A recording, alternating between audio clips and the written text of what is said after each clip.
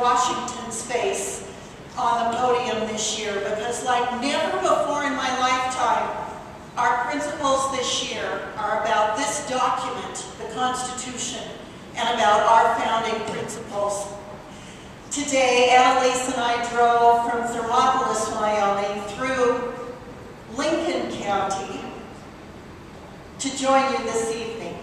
And as we drove through Lincoln County, we saw people dragging meadows and burning ditches and milking cows and calving.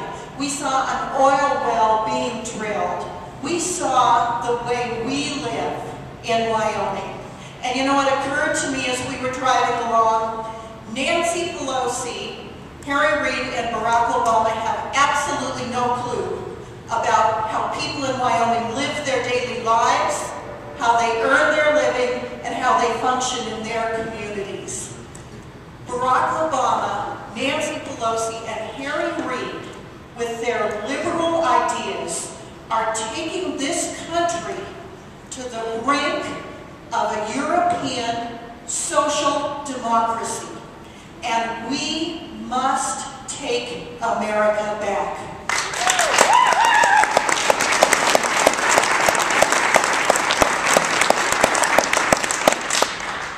Barack Obama is arrogant in this country.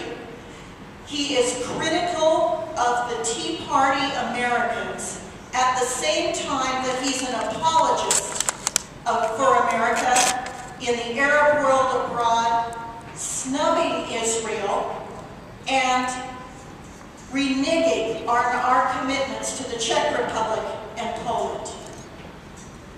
This president, this speaker, and this majority leader in the Senate would have us give them control of aspects of our life right down to our health care, because they believe they know better than we do how to run our lives. But when we return to this document, to the Declaration of Independence, and to the mission statement of our country that it represents, we recall that we were endowed by our Creator with inalienable rights, and that we have consented to be governed pursuant to our U.S. Constitution. And our U.S. Constitution provides that the people of this country will every 2 years elect a House of Representatives. That is why I'm running for re-election. I know who I work for. I work for the people in this room. I don't work for Nancy Pelosi, Harry Reid, and Barack Obama. I work for you.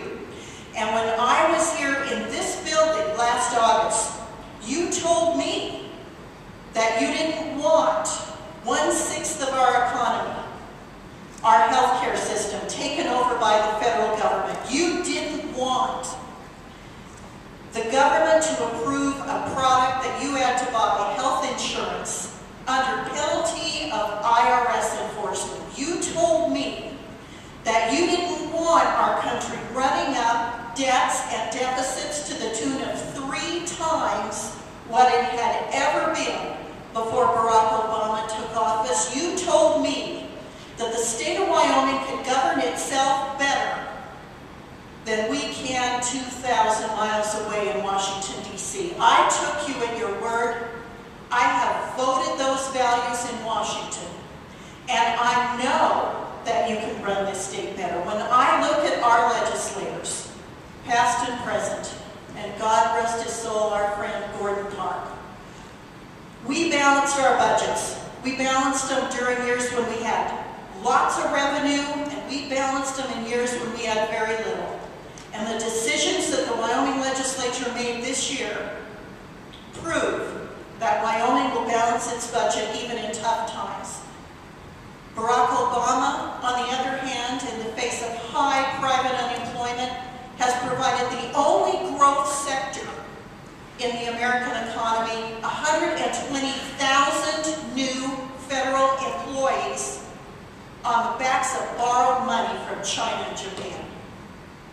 That is not what you told me you wanted when I was here last August. That is not what our Wyoming legislature is doing. And when we return to Washington next January, because of we the people and you in this room, we will have a different U.S. House of Representatives. We will have a course correction. I have great confidence that the people in this country, in this room, in this county, control the fate of our country. You're in charge. And in November, you will take charge again. I'm so proud of the fact that you will be the ones who allow our country going forward,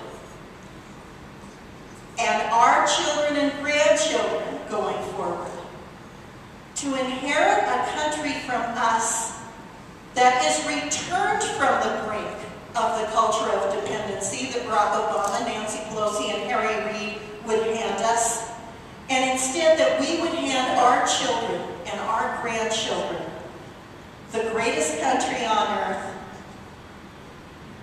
in a strong and very committed democracy pursuant to the founding principles of our country.